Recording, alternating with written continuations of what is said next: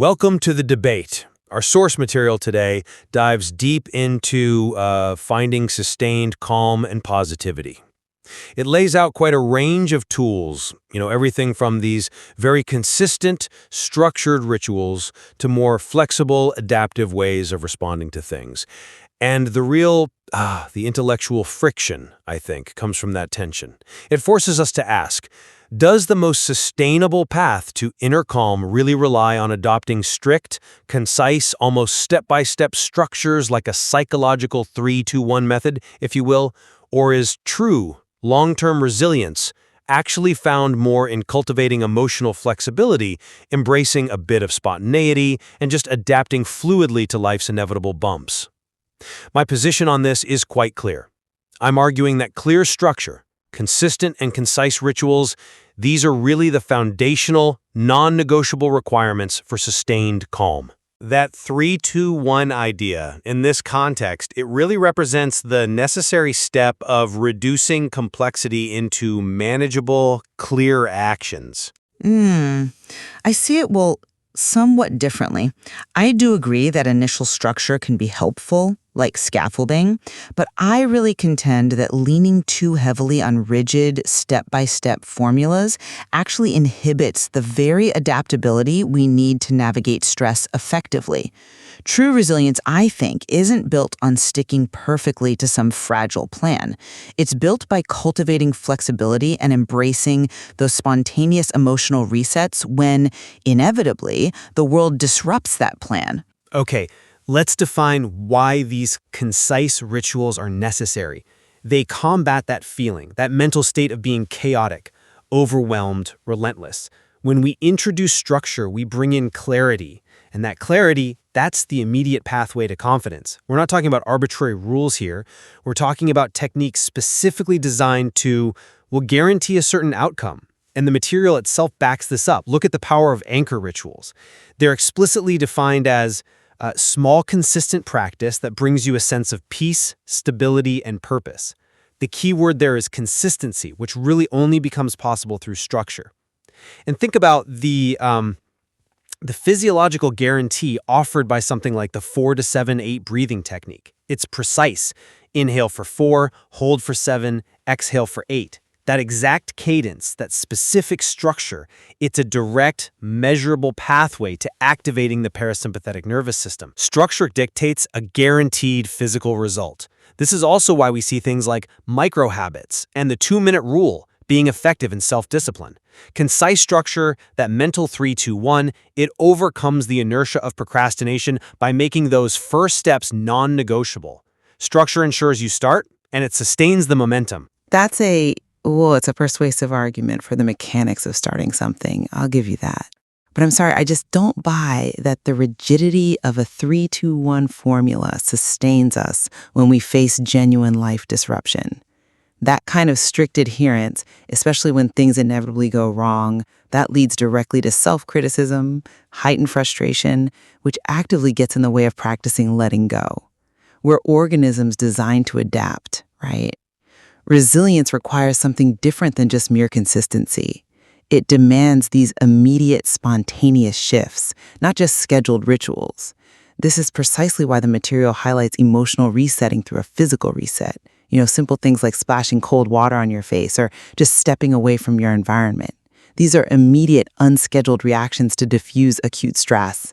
And what's more, the practice of breaking patterns is just as vital. The antidote to monotony, to mental stagnation, is presented as the power of micro-adventures, like exploring a different route to work or trying new food.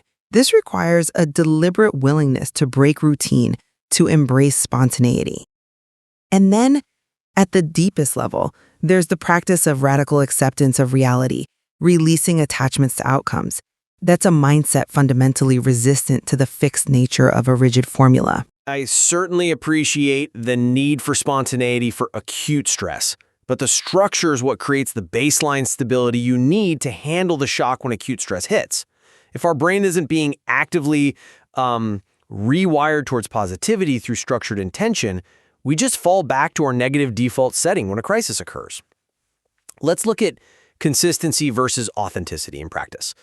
You suggest structured rituals can become mechanical. I'd argue that mechanical execution is precisely what facilitates the neuroplastic change.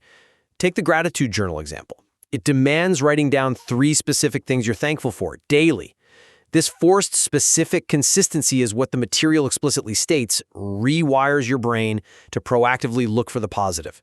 Structure provides that intentionality. It gives you the concrete action needed to shift your perspective, regardless of your mood at that exact moment. It makes the positive outcome non-optional and eventually, well, automatic. I'd frame that rewiring differently.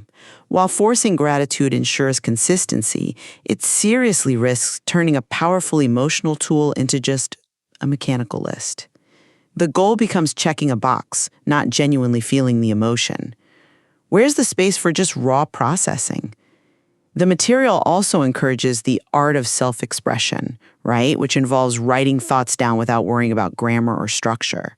That kind of raw, unstructured release is, I think, essential for emotional clarity and authenticity. If we only prescribe a neat 3-2-1 formula for emotional processing, we're essentially saying that messy reality has to fit into this tidy template. And true emotional healing, well, it often defies that kind of structure. And this leaves us to a fundamental tension, doesn't it? If structure is meant to control our internal world, what happens when that structure bumps up against the uncontrollable external world? You seem to be advocating for an internal fortress, but true calm, as the material itself points out in The Paradox of Control, doesn't come from controlling every single part of your life. It comes from knowing what is within your control and what simply isn't. So when we adopt these overly structured plans, say, a really rigid morning ritual, we inevitably set ourselves up for failure the moment uncontrollable external factors intervene. Traffic, a family emergency, a sudden change in someone else's plans. This resistance to reality, this friction, leads directly to burnout and paradoxically increased stress. Therefore, resilience seems to demand embracing change, flowing with disruption, not resisting it with rigid steps planned out yesterday. That is an interesting point, and yes, I absolutely acknowledge the profound limits of external control. Nobody can control everything outside themselves. However, I think framing internal structure as resistance fundamentally misreads its purpose. Structure isn't about controlling the external storm. It's the necessary buffer that allows us to manage our reaction to it. Our internal world, our thoughts, our reactions, our decisions, that's the only sphere where we have reliable influence. Creating robust internal structure is how we achieve that peace. This clarity is crucial for energy management and for defining those necessary boundaries, learn to say no to commitments that don't align with your priorities. That very act of defining boundaries, saying yes to maybe 3 things, no to 2, that is inherently a structural process. It organizes our mental and emotional energy. It insulates us, so we aren't knocked completely off balance when chaos inevitably strikes. So structure isn't resistance, it's internal preparation. Let's get right to the advantage of simplicity, which is really the heart of this 3-2-1 analogy we're using. Simple, defined steps prevent the mind from falling into cognitive overload. Why are techniques like name it to tame it, or using those 3 foundational reflection questions so effective? Because they break down complex emotional states into discrete, actionable units. When you're faced with stress, you often don't need a deep philosophical exploration right then and there. You need a switch. The structure provides that immediate key. You know exactly what to do, when to do it. It's efficient psychological maintenance. Look, we're arguing for a kind of reductionism here, but one that serves a practical, immediate purpose, minimizing the mental cost of emotional regulation. The more concise and defined the method, the less chaotic, overwhelming, and relentless that cognitive experience becomes. I remain unconvinced that the complex, multi-layered nature of human emotional life can be sustainably managed just by constantly applying these reductive methods. Simplicity is appealing, yes, because it offers quick comfort. But truly building a resilient mindset, I believe, requires embracing emotional flexibility and learning from failure, which is almost always a nonlinear, messy process. And that messy process, it resists a simple, defined step count. When we reduce growth to just hitting 3 points on a list, we miss the real learning curve that happens when we're forced to adapt.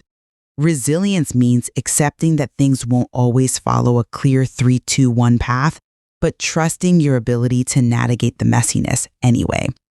If we focus too intently on achieving the perfect structured outcome, we forget the value of the adaptation process itself. We risk falling into perfectionism, which, let's be honest, is often a key driver of stress, not its solution. The focus perhaps should be more on metacognition, the awareness that we can change our approach fluidly, rather than relying solely on neuroplasticity carved out by rigid repetition. To rely solely on fluid adaptation, though, is to leave yourself vulnerable, constantly reacting to the environment. Structure, when it's applied consistently and clearly, creates the foundational stability necessary for genuine, enduring positivity. The intentionality, the clarity provided by these concise methods, whether it's the precise timing of the 4-7-8 breath, the disciplined boundary setting of learning to say no, or the 3-step journal reflection, these are the most reliable ways to cultivate inner calm and combat overwhelm. They give us a baseline of peace from which true adaptability can actually spring. I readily grant that routine is essential. It provides foundational stability, prevents utter collapse. I absolutely agree there. However, I still maintain that lasting resilience is ultimately found in the ability to adapt, to forgive ourselves and others, and to embrace the non-linear nature of growth. We have to be careful not to replace one form of rigidity, the chaos of an unregulated mind, with another, the tyranny of an overstructured technique. Real freedom and ultimately sustained calmness seems to come from that radical acceptance, not simply from adherence to a fixed plan.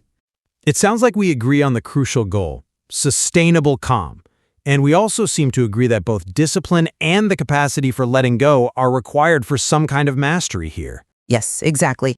We're simply debating which mechanism offers the most reliable path to longevity.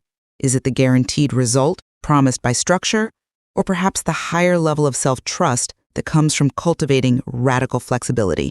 And the source material, I think, does a good job illuminating these two crucial, maybe complementary paths. One defined by deliberate structure and consistency, giving us a kind of map, And the other defined by fluid acceptance and adaptation, giving us more of a compass, leaving the listener ultimately to explore the material further, test these principles out, and find the right dynamic balance for their own journey toward resilience.